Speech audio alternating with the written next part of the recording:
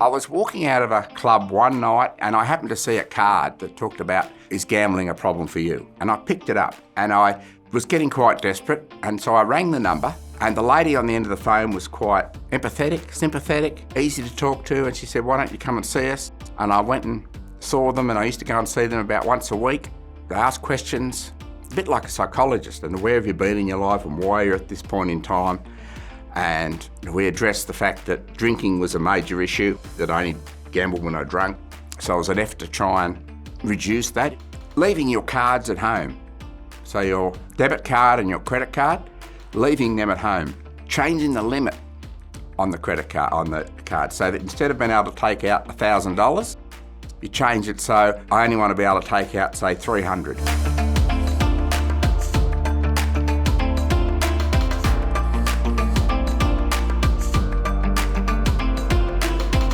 Another thing they explained is that you could self-exclude from a venue.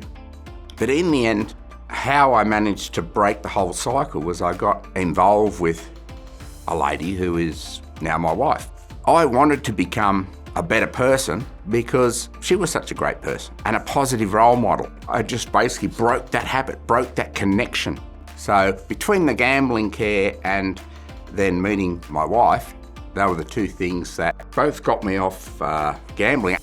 By seeking help, it was an acknowledgement of the impact of that harm on my life and my family and friends. But the process of being able to have a look at who I was and the importance of relationships and families and friends is that I knew that gambling was also a part of the overall co-occurrence that I had. Without complicating that, co-occurrence would mean AOD or alcohol and other drugs, mental health issues, other things happening in my life, relationships, gambling, all fitted into one. So I couldn't deal with them in isolation.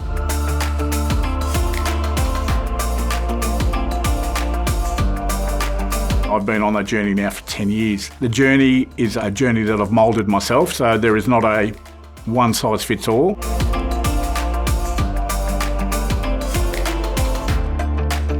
I wish, that I would have been able to look at, and what I do now is that if I have any issues, I reach out and I communicate and I speak to people. So I wish I would have been able to do that, but that's what I do. I have a plan in place if I'm thinking about, gambling, and considering how much gambling is out there at the moment that I see does impact me or I get triggered. What I do is I speak to people about it, and that really is my strategy at present point of time. Being patient with yourself or with somebody that you love who's experiencing it is really, really key. When a person's gambling, they unconsciously reassign hope to the next win. Being able to break that cycle of the next bet and reassign hope to reconnecting with passions, purpose, animals, the environment, things that light you up is really, really important at breaking down that cycle that can develop. Help seeking for me was, a bumpy ride, but gambling help and support has come a long way since I first began. But the first time I rang a helpline, it was back in 2003, I got told, just don't wear shoes. If you don't wear shoes, you won't be able to get into a venue, so you won't be able to gamble. I was like, what?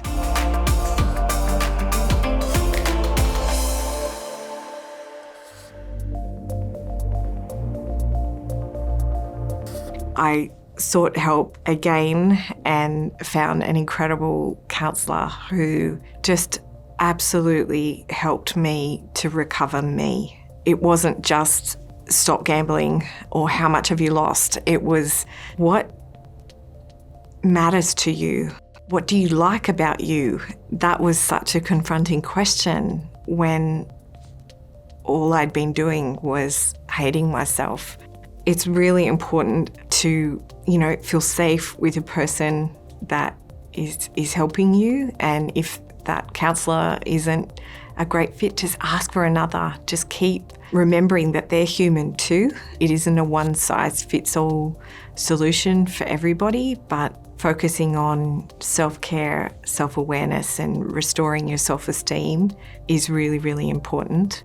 There's free financial counselling as well as face-to-face counselling. That is a really important resource as well to help you to rebuild financial goals that are aimed towards the future.